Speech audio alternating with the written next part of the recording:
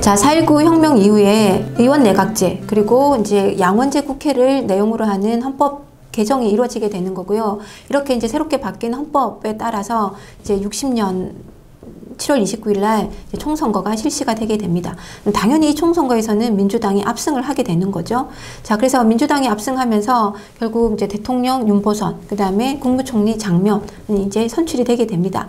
자, 그런데 앞서 얘기한 대로 의원 내각제로 이제 헌법이 바뀌었잖아요. 그러다 보니까 이게 대통령이 중요한 게 아니라 이 내각이 중요하게 되는 거죠. 그래서 국무총리였던 이 장면이 이제 중요하게 이렇게 정치의 어떤 중심으로 얘기가 되게 되는 거고, 그래서 우리가 뭐 윤보선 대통령이라는 그 얘기보다는 우리가 흔히 제2공화국을 장면 내각이라고 하는 것도 이때는 이제 내각 중심제였기 때문에 그렇다, 의원 내각제였기 때문에 그렇다라고 하는 것을 이해하시면 될 것 같습니다. 자, 그래서 이제 장면 내각이 이제 꾸려지게 되고 제2공화국이 출범을 하게 됩니다.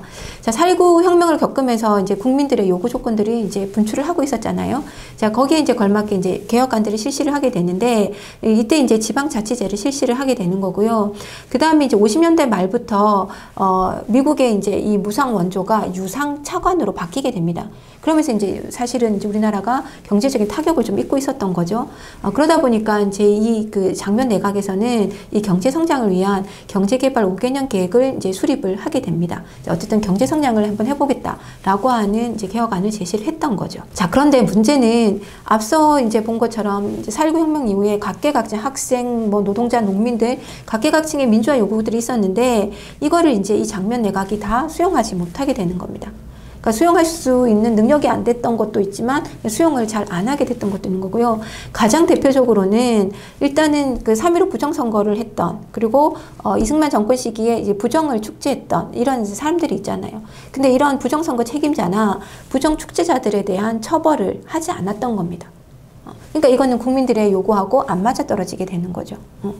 그리고 또 하나는 이제 그 4.19 혁명 이후에 평화통일운동, 그 다음에 중립화 통일론 이런 것들 통해서 통일에 관한 이제 이런 논의들이 막 활발하게 일어나고 있었는데, 이러한 이제 통일에 관해서 이 장면 내각은 어떤 주장을 하냐면 인구 비례에 따라서 총선거를 해서 그에 따르는 통일 정부를 세운다라고 하는 원칙만 얘기를 하게 됩니다. 그러니까 이런 원칙들도 결국은 이 국민들의 통일 요구, 염원하고는 안 맞아떨어졌던 거죠. 그래서 결국은 4.19에서 일어났던 이러한 이제 국민들의 요구와 열망들을 이 장면 내각 제2공화국이 받아안지 못하는 이런 문제들이 생겼던 거고, 그 다음에 이 민주당 내부, 집권당이었던 민주당 내부에서는 대통령 윤보선을 중심으로 하는 구파와 국무총리 장면을 중심으로 하는 신파, 이들 간에 이제 갈등도, 이렇게 어떤 주도권 싸움도 일어나고 있었습니다. 그러니까 내부에서도 이제 분열이 일어나고 있었던 거죠. 그러니까 오히려 더 바깥으로 일어나고 있는 국민들의 요구를 받지 못하는 이러한 측면들이 더 가중되고 있었다고 볼 수 있습니다.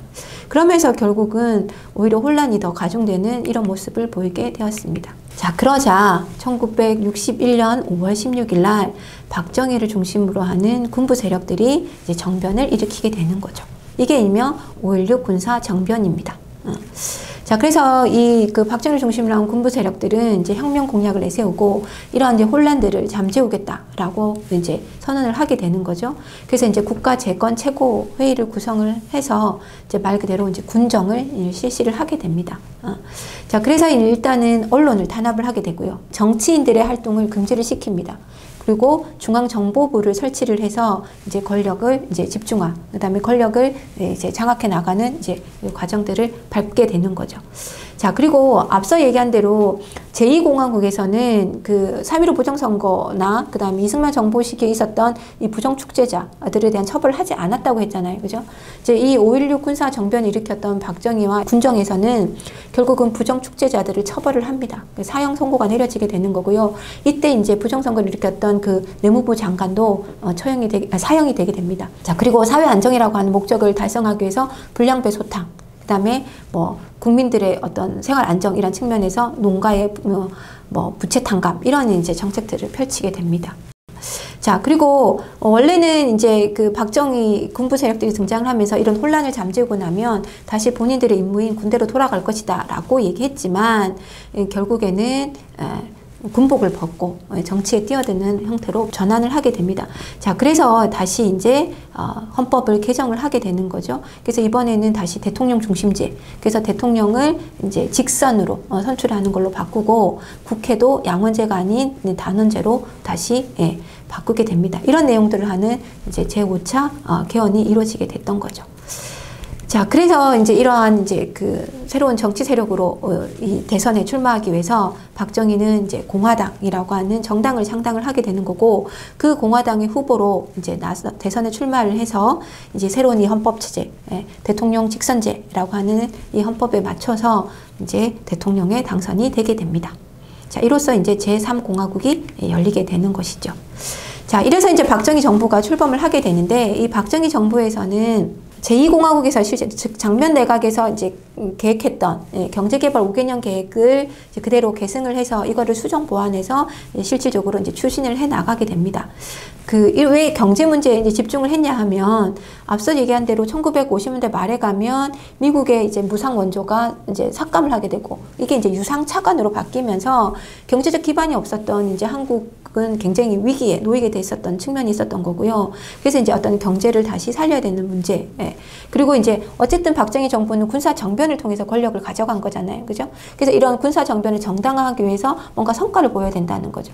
그러기 위해서는 어떤 이런 경제개발, 이런 부분이 필요했던 겁니다.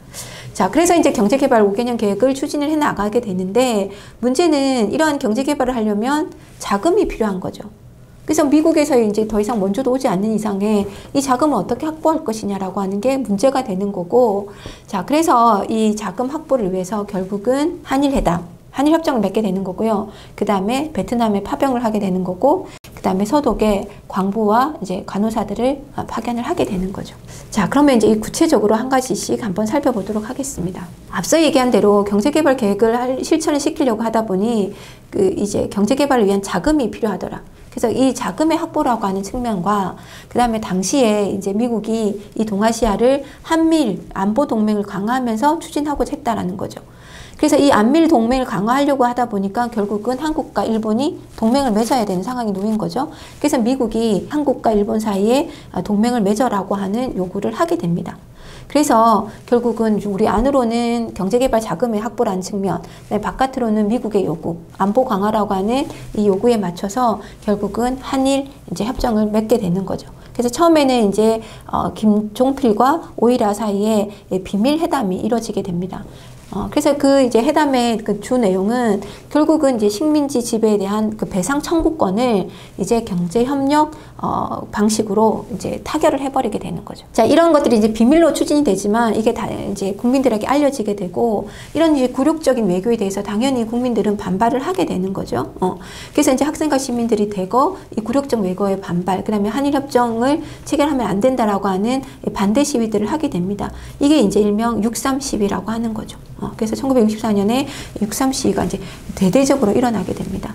자, 그러니까 이제 이런 것들을, 이러한 이제 반대 요구를 이제 비상계엄령을 선포하고, 그다음에 군대를 동원해서 이 시위들을 진압하면서 이런 반대 요구들을 다 묵살하고, 그리고는 이제 65년에 이제 한일협정을 체결을 단행을 하게 되는 거죠. 자, 이 결과 결국은 이제 식민지 지배에 대한 이제 사죄나 배상은 이제 우리가 받지 못하게 되었고요.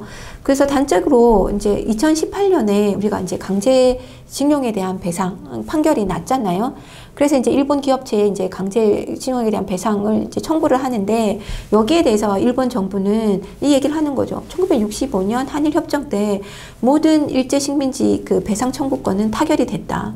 그러니까 이제 강제징용에 대한 더 책임을 더 이상 일본에 물으면 안 된다, 또는 일본 기업에 물을 수 없다라고 하는 얘기를 하게 되는 겁니다.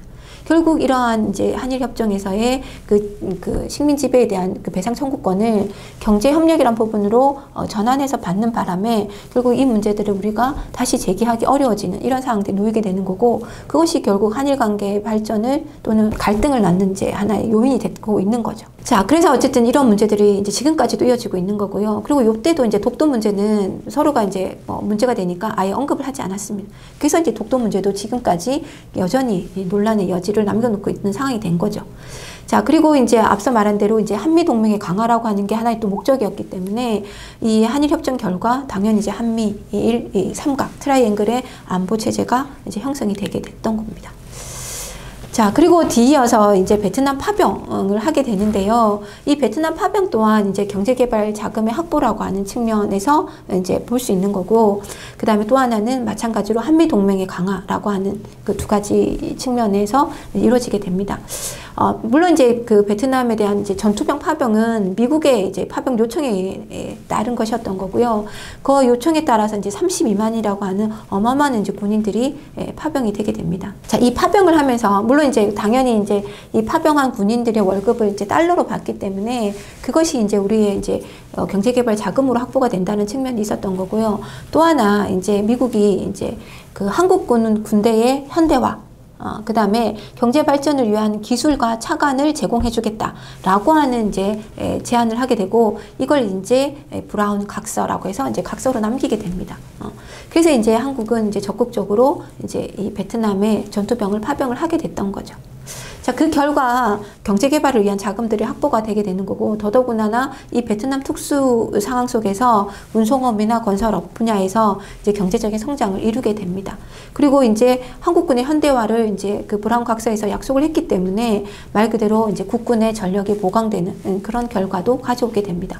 뭐 이런 건 뭐 긍정적인 부분이라고 얘기할 수 있지만, 32만 명이나 파견했고, 그 과정에서 결국 5천여 명의 국군이 사망을 하는 엄청난 이제 인명 손실을 낳게 됐던 거죠. 그뿐만 아니라 전쟁의 후유증, 즉 이제 고엽제 후유증 같은 것들이 이제 대를 이어가면서 여전히 참전 군인들을 괴롭히는 걸로 남겨져 있는 거고요.